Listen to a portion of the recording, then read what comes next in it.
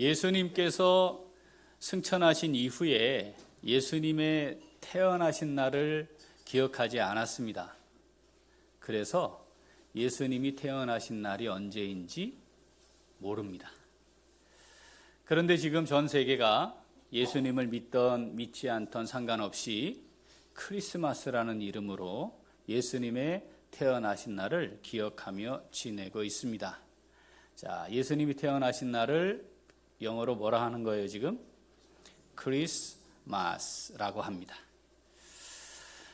예수님이 태어나신 날이 12월 25일로 정해진 것은 상당히 예수님이 승천하신 이후 오랜 시간 후에 정해졌습니다. 처음으로 등장하는 것은 로마 시대의 354년이니까 예수님 승천하시고 난 뒤에 한 320년쯤 흐른 뒤에 처음으로 예수님 탄생하신 날 12월 25일이라는 요게 등장을 합니다.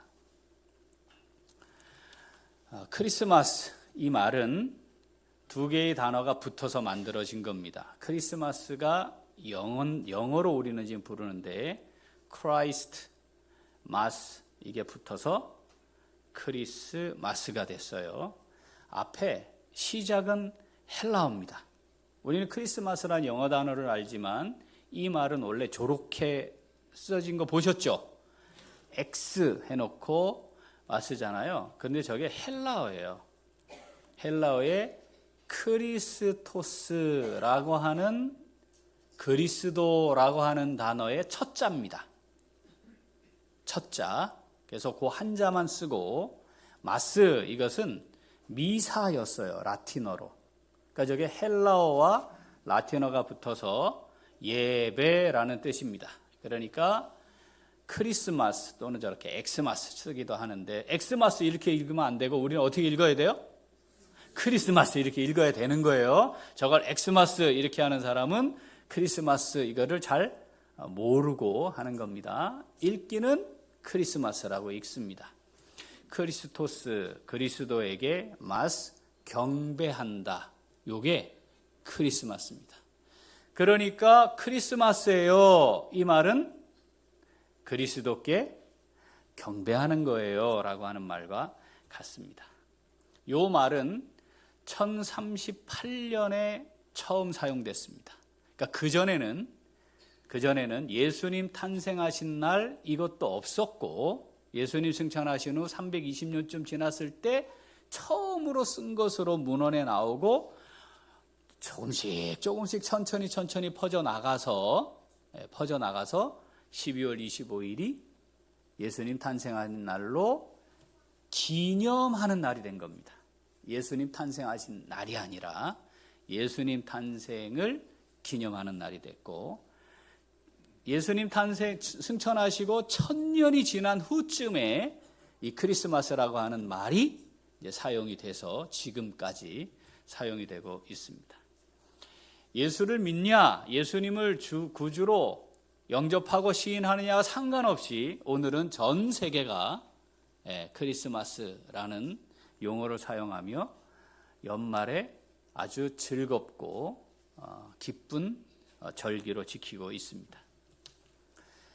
자, 그러다 보니까 이 주님 나심이라고 하는 이 성탄이 성경에 근거한 의미는 사라지고 우리가 익숙해 온 대로 또는 세상이 만들어 놓은 대로 성탄이라고 하는 의미가 좀 왜곡이 되고, 그래서 성경에서 말하고 있는 성탄의 본질이 뭔지를 놓치게 되는 모습을 우리가 종종 볼 수 있습니다. 그래서 오늘은 성탄이 어떤 본질적 의미를 가진 것이었나, 예수님의 나심이, 오늘 성탄 예배에서 하나님의 말씀을 살피며 하나님 음성 듣고자 합니다.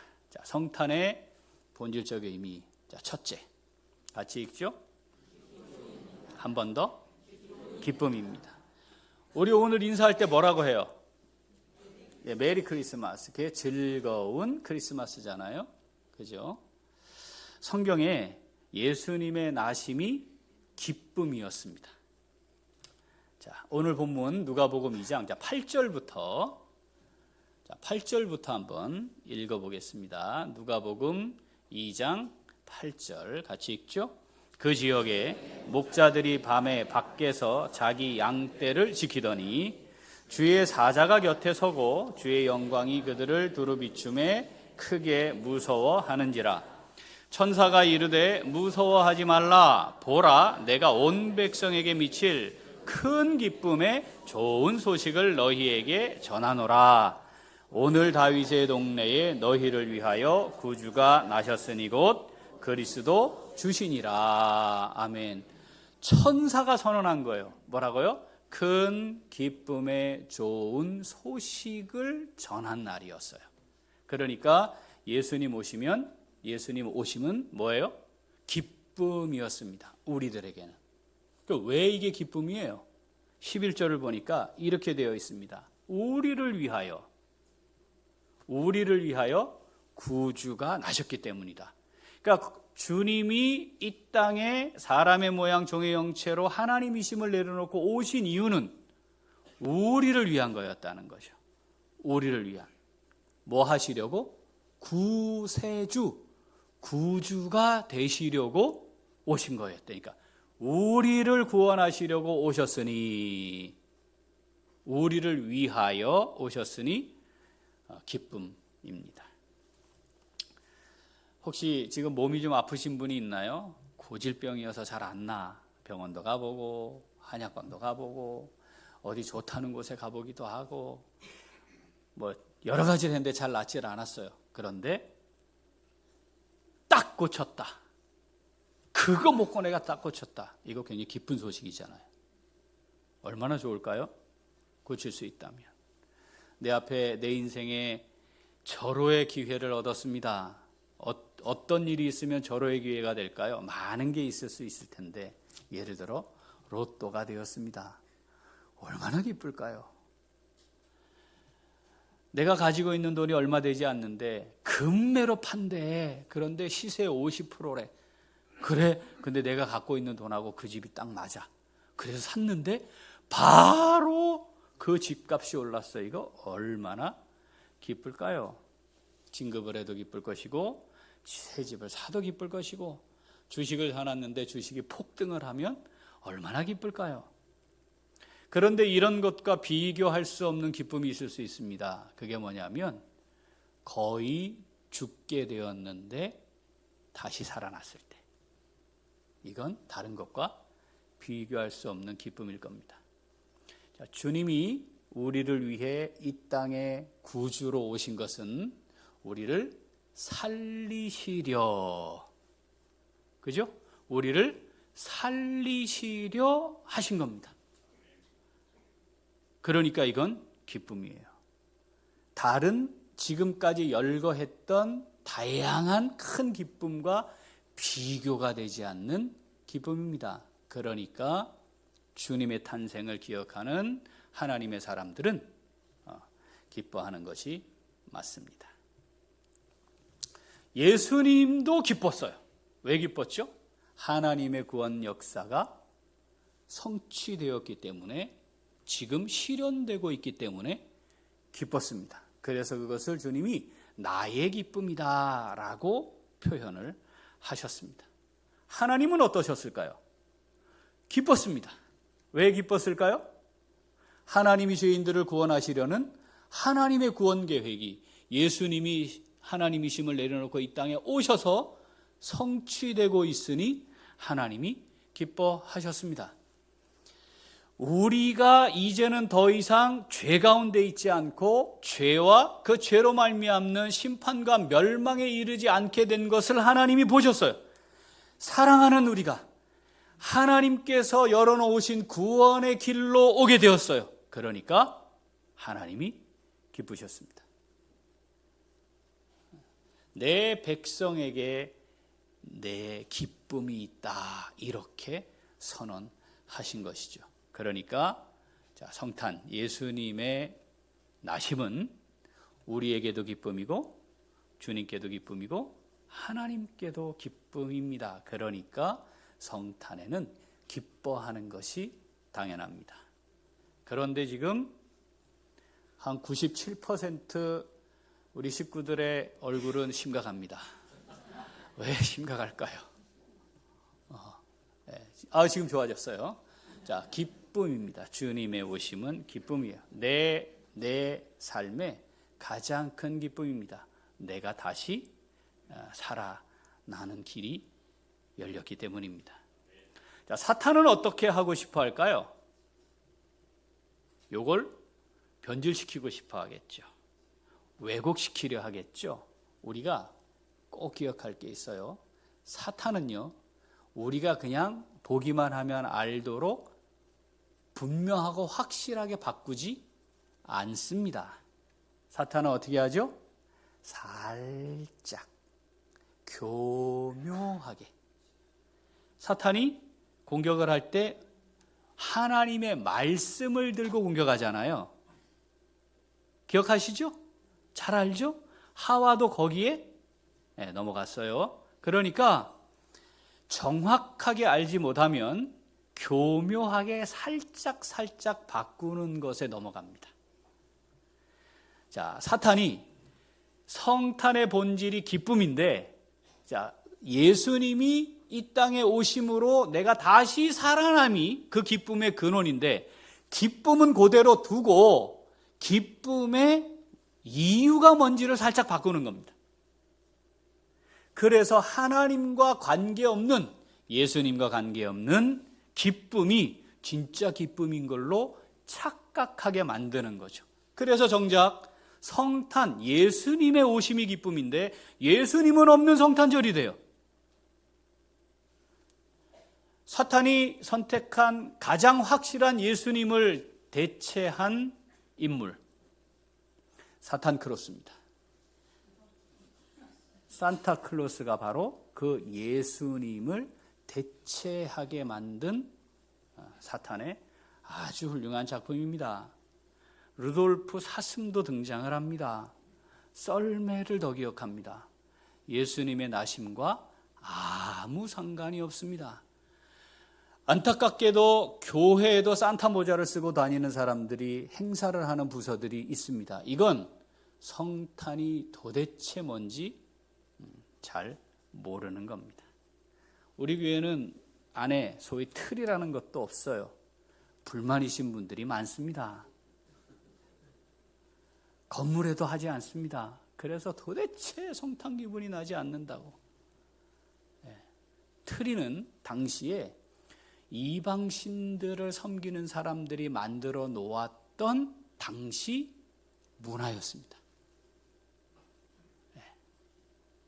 구태여, 그걸 안 하면 성탄의 의미가 사라진다. 그러면 해야지. 그런데 굳이 할 필요 없습니다. 꼭 그걸 해야 된다고 우기면 마국간의 말 밥통에 누이신 주님, 그 주님께서 그걸 휘황찬란하게 장식하는 걸 기뻐하실까? 우리가 한번 고민해 보는 거죠. 주님 찬양이 사라졌습니다.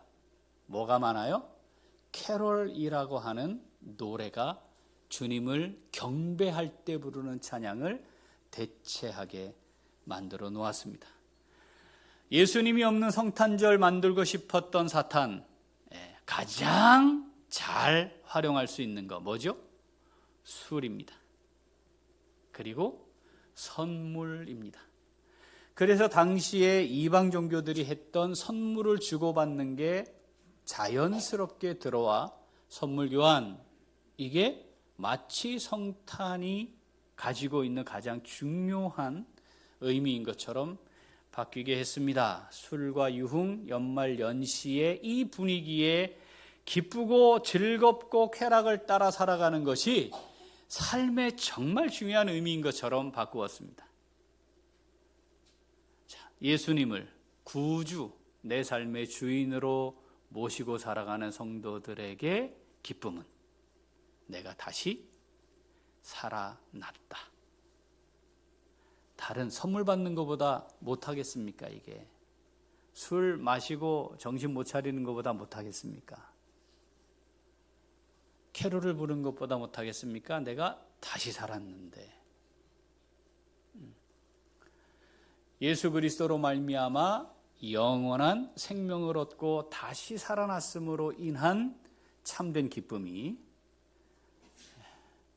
오늘 오신 주님 기억하며 내 삶의 주인으로 모신 성도로서 우리의 삶의 여정, 그것이 신앙의 여정이 되고 그 신앙생활의 여정에서 이 기쁨이 충만할 수 있기를 소원합니다.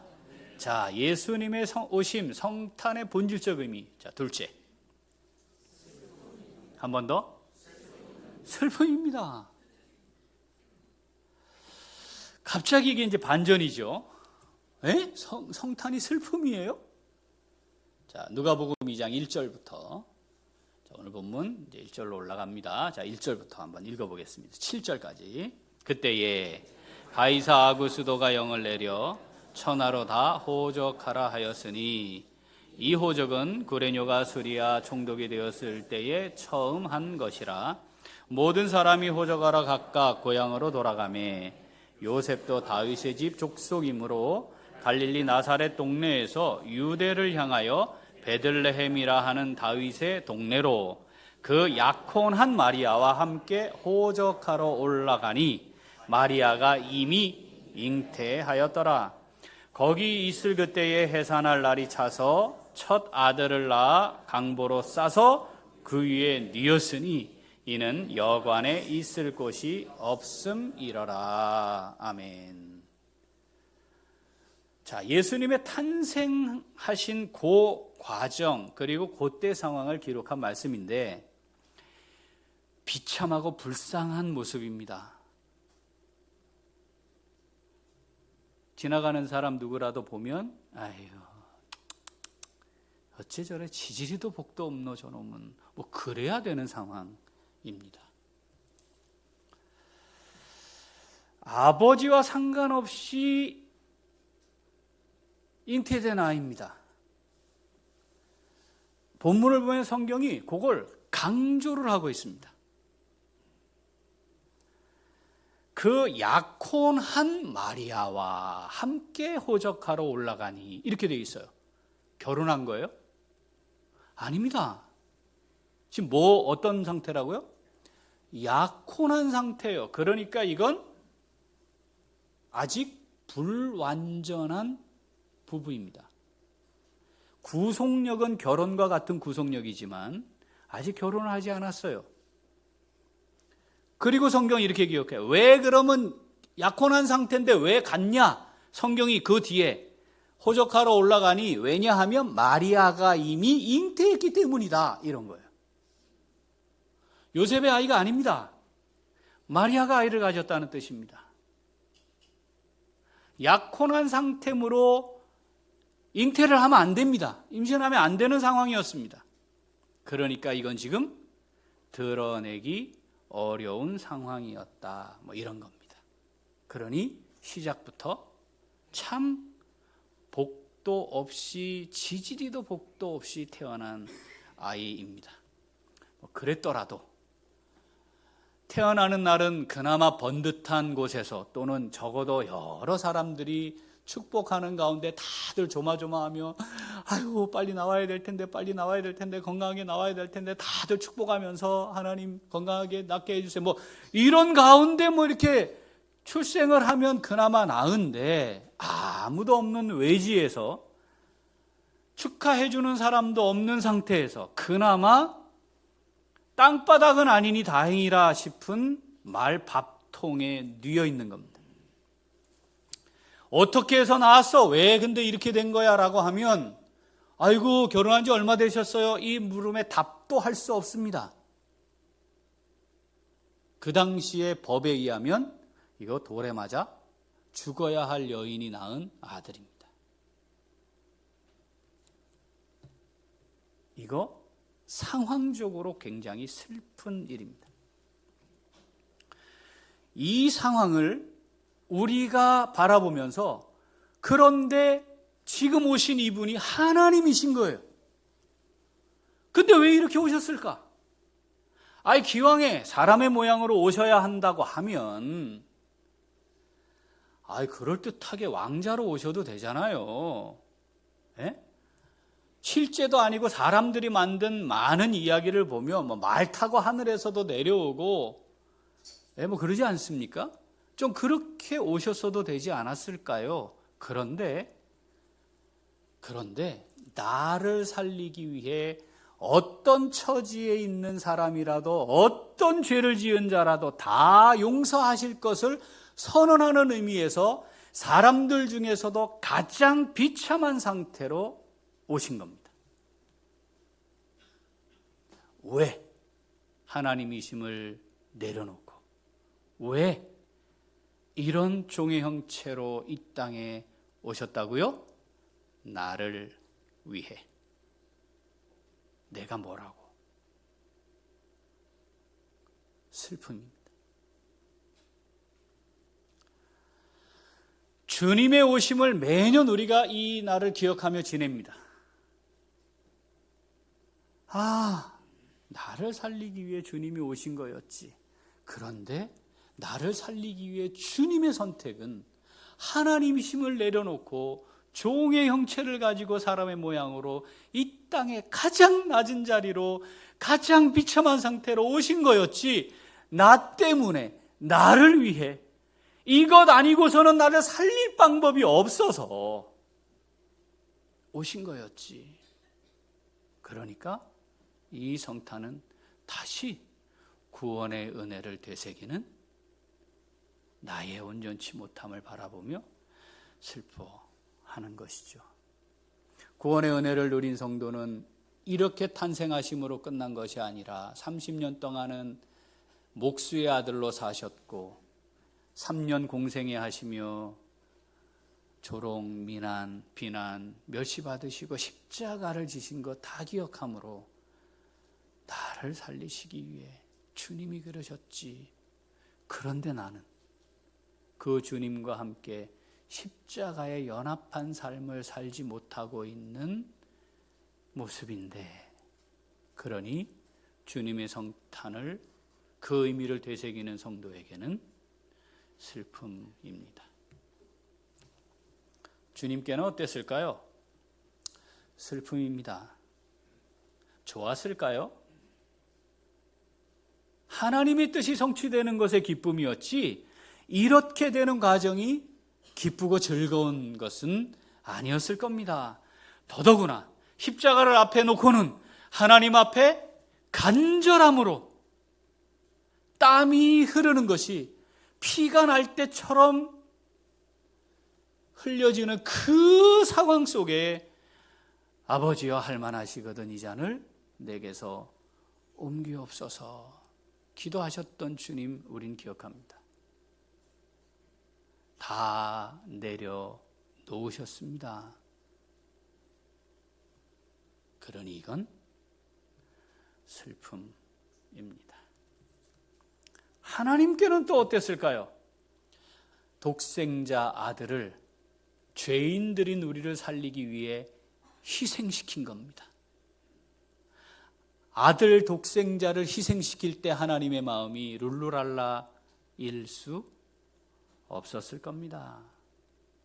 그러니까 성탄은 하나님께도 슬픔이었습니다. 그러니까 성탄의 본질적 의미가 뭡니까? 라고 하면 이 둘이 합쳐져서 따라할까요? 슬픈 기쁨입니다. 슬픈 기쁨입니다. 슬픔과 기쁨이 동시에 있는 것이 성탄의 의미입니다. 기뻐합시다. 내가 살아날 수 있는 길이 열렸으니 기뻐해야 합니다. 내가 죄로 죽을 수밖에 없고 영원한 멸망과 심판에 이를 수밖에 없는 자임을 아는 사람은 구원 얻게 되었으니 한없이 기쁜 겁니다. 동시에 그 은혜를 아는 자로 살아가야 할 내가, 예수님이 구주가 되시는 삶을 살아야 하는 내가, 그 엄청난 희생을 감수하시고 나의 주님이 되신 예수님을 믿고 있는 내가, 예수님을 향해 주여 라고 말하고 있는 내가 여전히 내 인생을 내가 주인이 되어 살아가고 있는 안타까운 상태에 있는 모습을 보며 하나님 앞에 다시 슬픔으로 엎드려 나아가야 합니다. 그래서 슬퍼합시다. 결국 주님의 성탄을 기억하는 성도들의 삶은 이 둘이 합쳐져 뭐라고요? 슬픈 기쁨입니다. 슬픈 기쁨.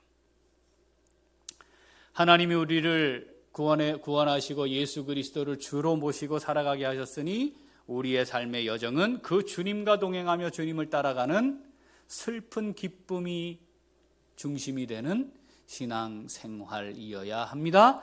이 신앙생활이 우리의 삶의 남은 삶의 여정이 될 수 있기를 소원합니다. 자, 그럼 이 슬픈 기쁨의 의미를 아는 성도들, 구원의 은혜를 누리는 성도들 어떻게 살아가야 할까요? 우리 같이 읽겠습니다.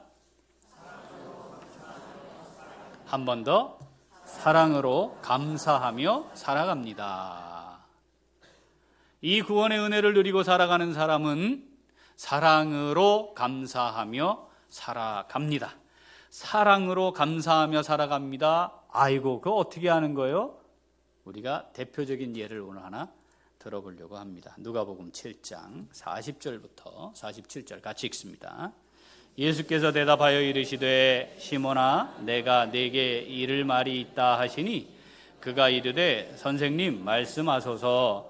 이르시되 빚 주는 사람에게 빚진 자가 둘이 있어 하나는 500데나리온을 졌고 하나는 50데나리온을 졌는데 갚을 것이 없으므로 둘 다 탕감하여 주었으니 둘 중에 누가 그를 더 사랑하겠느냐? 시몬이 대답하여 이르되 내 생각에는 많이 탕감함을 받은 자니이다. 이르시되 내 판단이 옳다 하시고 그 여자를 돌아보시며 시몬에게 이르시되 이 여자를 보느냐? 내가 네 집에 들어올 때 너는 내게 발 씻을 물도 주지 아니하였으되 이 여자는 눈물로 내 발을 적시고 그 머리털로 닦았으며 너는 내게 입 맞추지 아니하였으되 그는 내가 들어올 때로부터 내 발에 입 맞추기를 그치지 아니하였으며 너는 내 머리에 감람유도 붓지 아니하였으되 그는 향유를 내 발에 부었느니라.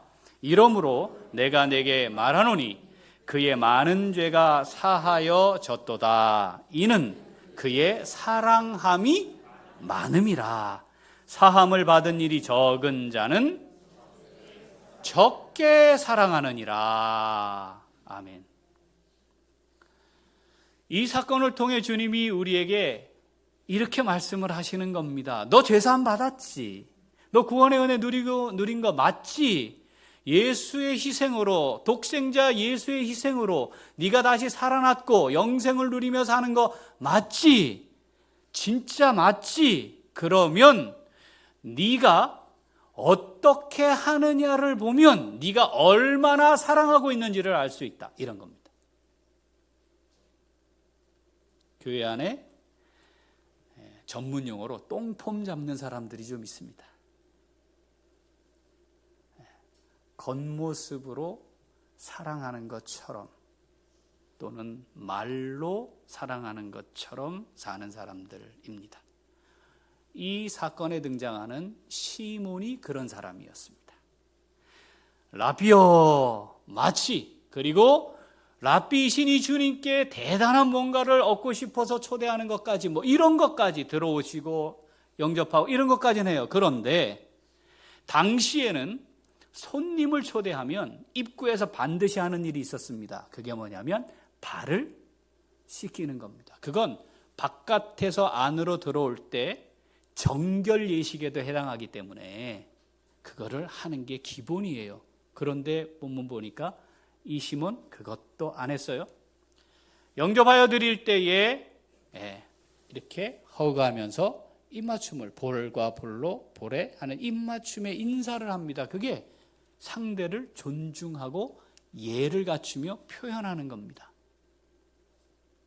그런데 그것도 하지 않았다는 겁니다. 이 사람은 예수님을 존중하는 것처럼 높이는 것처럼 그럴듯하게 예수님을 자기 집까지는 드렸지만 그렇지 않았던 거예요. 그런데 지금 사람들에게 멸시받을 수밖에 없는 상황에 놓인 것처럼 보이는 이 여인은 입맞춤을 어디에 했다고요? 발에 향유를 붓고 눈물로 발을 씻고 머리털로 닦고 향유를 붓고 엎드려 발에 입맞춤으로 예수님을 존경, 높이는 모습을 보였다는 거죠. 왜? 그럼 이게 도대체 뭐냐? 어떻길래 이렇게 했냐? 예수님 뭐요? 나를 사랑하는 것이다. 얼마나 사랑하는지를 보인 것이다. 왜 이 사랑의 표현을 하는 사랑의 삶을 산다고요? 사함받은 것이 많기 때문에. 사랑하는 우리 귀한 식구들, 예수님이 탄생하신 것은 우리의 죄를 사하시기 위한 거였습니다. 예수님을 사랑합니다 이 말과 내가 죄사함의 은혜를 누리며 사는 자입니다 라는 말이 같은 말입니다.